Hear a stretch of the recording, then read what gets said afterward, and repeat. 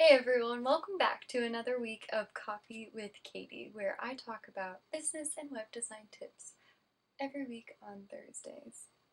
So this week we're going to talk about a little friend of mine, which is imposter syndrome. Yes, do you know what this is? Do you experience this? Because I still do. So I felt like it would be important to share and talk about some ways to overcome this feeling because it can really make or break your business. So before we get started, make sure you hit the thumbs up button if this was useful to you, and subscribe to my channel if you haven't already. Alright, let's get into it.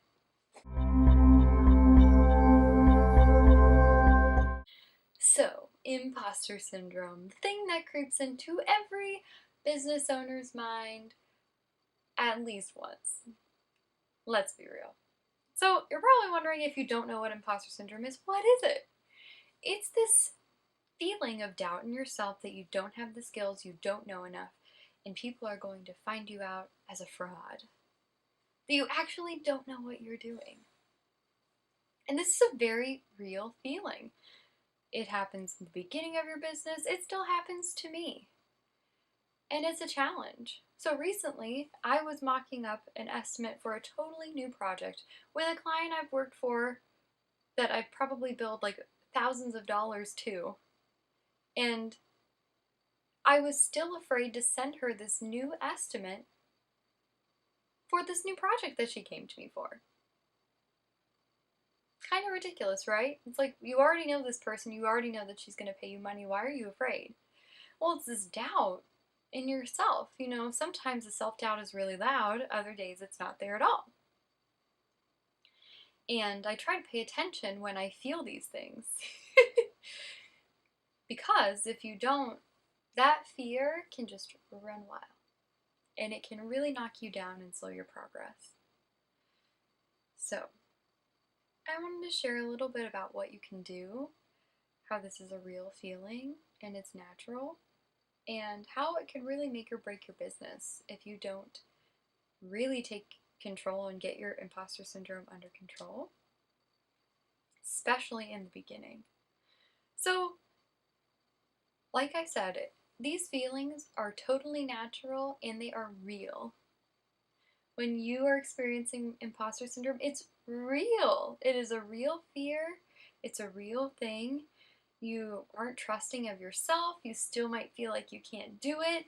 And you are feeling afraid. You're feeling that fear. And that's normal. That's natural. But you need to remember that fear is a liar, so it's lying to you. And, you know, fear can drive us to do things in good or bad ways. And this is a lesson where if you let it take control, you're definitely going to lose out.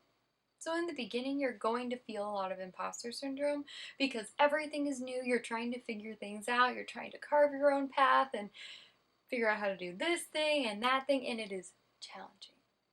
But when you start to feel those feelings of self-doubt and fear that you won't make it, or maybe even cry because it's hard. I've totally done that. Sometimes it's very hard to get through the fear.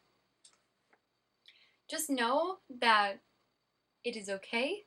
You do have the skills, and someone is out there doing what you want to do with less skills than you have. Let me repeat that because I repeat this to myself. Someone is out there doing exactly what you want to do with less skills than what you have. If you wait until you feel ready, you will never be ready. Perfectionism is a lie. You just have to go out and do it, and if things get messy, own up to it. It's okay. You don't have to know everything. You can figure things out as you go. So that is a big tip. Just remember, when you're starting to feel overwhelmed with these feelings of fear, that someone out there is doing it already with less skills than you have. You're skilled. You're doing your own thing. You're carving your own path. You're putting in the work. So trust in yourself. Let yourself work through that fear. Let it flow through you so you don't hold on to it, and pay attention when it comes up again next time.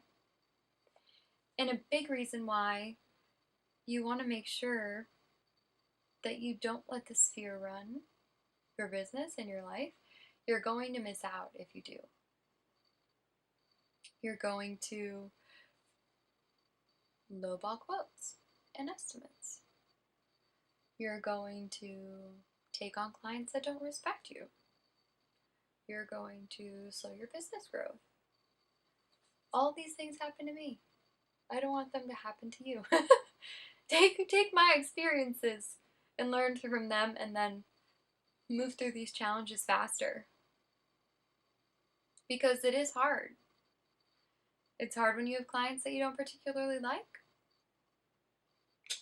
It's hard when you're so afraid to put your stuff out in the world because you think someone's going to be mean to you and say you don't know what you're doing. And it's hard to lowball your work. Your work is valuable, your time is valuable. Remember that. And that will help you move forward. And as always, if you are feeling imposter syndrome, send me a message or something. I would be happy to encourage you to do the thing and let you know that you do indeed have skills and you can do it. You are capable. You are capable. I hope that my little pep talk was helpful to you. I hope that the next time you experience imposter syndrome in your life and your business, that you let yourself feel it and then you let it go. Or you still feel it and you still do the thing you're afraid to do. That works too. But just remember, it's natural. It's okay to feel that way, but you do have the skills and you are capable. That's right, friend. You are capable and you can do it. As always, if this was helpful, please hit the thumbs up. Share in the comments. Have you experienced imposter syndrome? I'm sure that you did.